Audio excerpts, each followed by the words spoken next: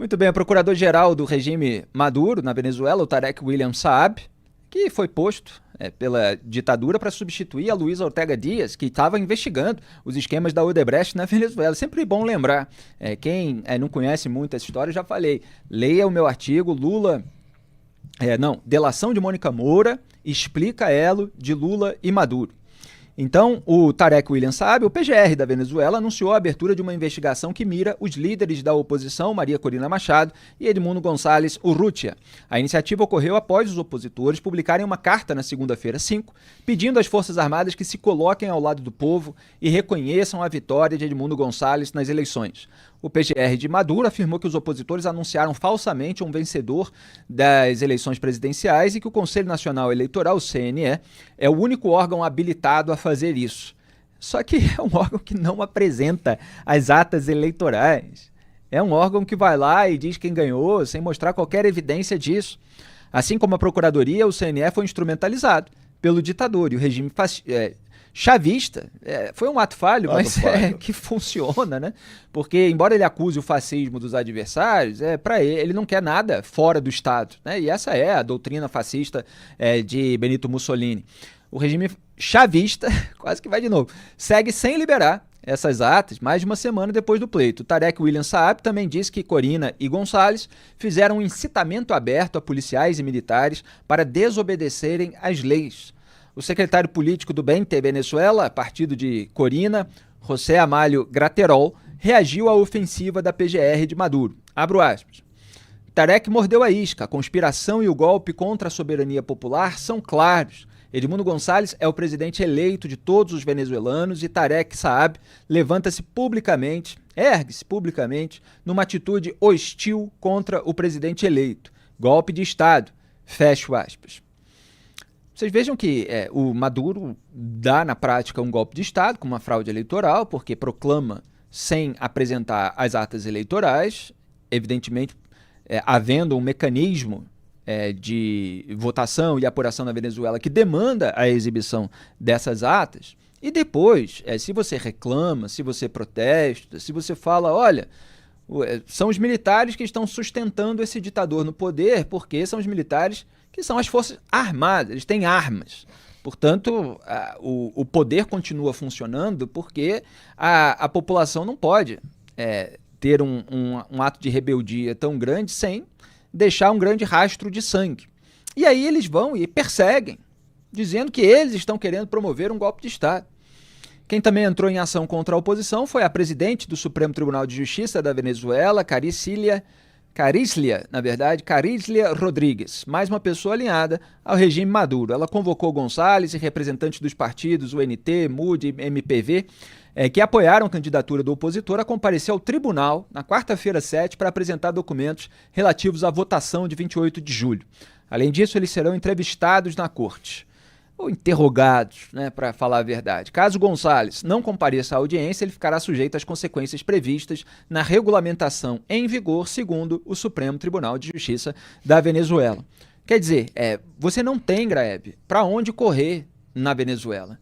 E esse que é o impasse com o qual tanto o povo venezuelano que votou no Gonçalves, quanto a oposição, quanto os outros países do mundo estão lidando nesse momento.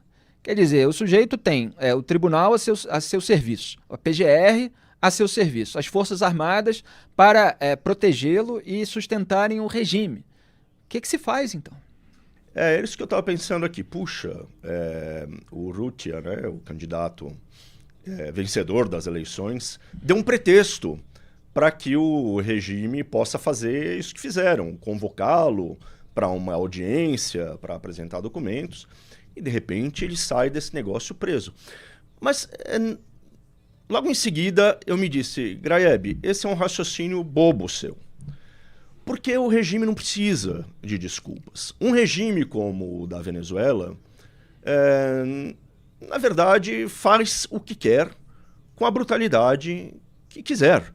Né? Não precisa de pretextos para mandar, ele inventa o pretexto. Se quiser prender o Urrutia, ou melhor, se quiser não. Se achar que chegou a hora de prender o Urrutia com menos marola, com menos marola possível, né? com menos reações adversas possível, porque as reações adversas do mundo todo já estão acontecendo, virão, etc, etc. Enfim, como você disse, Felipe, se você não tem a quem recorrer, se não tem saída, melhor é ir agindo dessa maneira que vai expondo, deixando cada vez mais evidente, cada vez mais patente a hipocrisia, a violência desse chavismo, né? E quanto ao apelo à polícia, às Forças Armadas, né, tá evidente já. A peça que pode produzir alguma mudança na Venezuela é a peça da segurança pública, exército e polícia. Eles se tornaram sócios do regime do Maduro, eles têm interesses que são econômicos e de poder, no sentido mais nu dessa palavra, né? Na manutenção do regime. Resumo, são sócios. Eles estão juntos, de mãos dadas com o Maduro, se beneficiando desse regime. Isso precisa ser exposto também, porque só se eles acharem que a manutenção dessa aliança com o Maduro traz mais riscos para eles do que benefícios, a Venezuela muda. Enquanto o exército e a polícia acharem que está tudo bem manter o regime brutal do jeito que ele é, a Venezuela não tem solução. Vocês vejam a importância de se manter no ambiente cultural de um país uma hierarquia de valores onde prevaleça a decência sobre a ideologia, sobre o corporativismo, onde seja possível, inclusive, denunciar a instrumentalização política de corporações, de órgãos de fiscalização e controle, de tribunais, na sua raiz. Porque se as pessoas desonestas vão assumindo papéis, cargos na cúpula desses órgãos, desses tribunais, dessas corporações, desses poderes da República, é que se faz uma ditadura. Eu citei outro dia aqui, lembrei até artigo em que eu mencionei o Erasmo de Roterdã, que falava sobre isso, com príncipe honesto, com autoridades honestas, né? Ele se referia ao regime monárquico naquela época, e isso há cerca de 500 anos. Você não precisa ter muitas leis. Agora, se o cenário é outro, quer dizer, se as pessoas são desonestas, não há lei suficiente que faça com que elas não cometam esse tipo de barbaridade. Então, você tem regras na Venezuela, você tem Constituição. Maduro fica mostrando a Constituição como se ele estivesse seguindo aquelas normas, mas ele não está, evidentemente, ele atropelou tudo. Por quê? Porque se instalou uma casta em torno dele. É isso que a gente busca evitar que aconteça no Brasil com o nosso trabalho, ou diminuir quando já acontece. E é a situação. No Brasil existe uma casta privilegiada com tentáculos em tudo, e a gente faz um esforço muito grande para que ela não domine completamente a cena. E olha o incômodo que as redes sociais causam com essa capacidade de disseminação, de capilaridade, de que mensagens refutem as narrativas oficiais. Diga, Greg. Não, Felipe, eu queria completar, né? Como é importante também manter o exército fora da política, as forças armadas fora da política.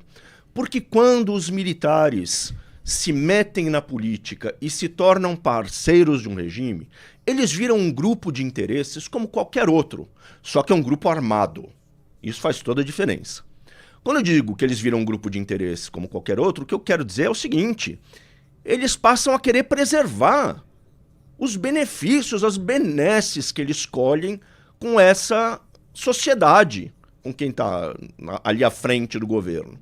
É por isso que o exército não deixa haver uma transição na Venezuela, porque eles são sócios, eles se beneficiam, eles têm cargos em empresas estatais, eles têm cargos que foram forçados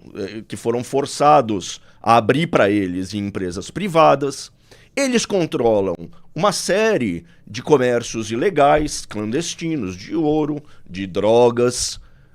O exército na Venezuela foi corrompido pelo poder absoluto. Tem aquela máxima que diz: o poder corrompe, o poder absoluto corrompe absolutamente. Não existe grupo social que, uma vez que cai na esparrela, sai alegremente dele. O exército não é exceção nessa regra. Por isso, é importante mantê-lo fora, porque ele tem armas, e é uma sandice achar que exército é solução para qualquer crise política. Exatamente, Greve. E no fundo, a gente está falando de coisas complementares. Quer dizer, se você tem comandantes no exército que são pessoas desonestas ou que são pessoas suscetíveis a você ser aliciado por um regime, quer dizer, são pessoas que têm uma ganância que faz com que elas queiram uma boquinha, que elas queiram uma aliança. É muito grave porque não é só um grupo armado, é o grupo mais armado da sociedade. É o grupo que é capaz de enfrentar o restante da sociedade unido, né, o restante. Então, eu estava até me lembrando, desenho animado, que já não é exatamente da minha geração, talvez seja da do Vitor. Lembra do Capitão Planeta, Vitor? Nosso produtor aqui?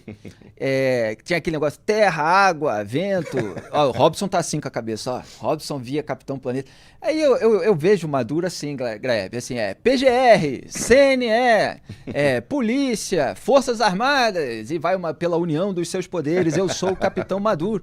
Quer dizer, é a ditadura que une todo, e faltou o Supremo Tribunal de Justiça da Venezuela. Então a ditadura, ela é a união das cúpulas de todas essas corporações, esses tribunais, esses órgãos instrumentalizados. É isso que a gente tem que evitar no Brasil, inclusive na imprensa. E nós atuamos nesse sentido, com a vigilância, inclusive, sobre o mercado da comunicação, para não ficar essa cobertura chapa branca. Olha aí o que o nosso Magal colocou na tela, o Capitão Planeta, e tá lá, com perdão aí aos criadores de um ótimo desenho animado, o Tarek, o Elvis Amoroso do CNE, essa senhora aí da... Felipe. Pois é. O meu da minha época é os Brasinhas do Espaço. Né? Esse programa Momento Cultural aqui no Papo Antagonista.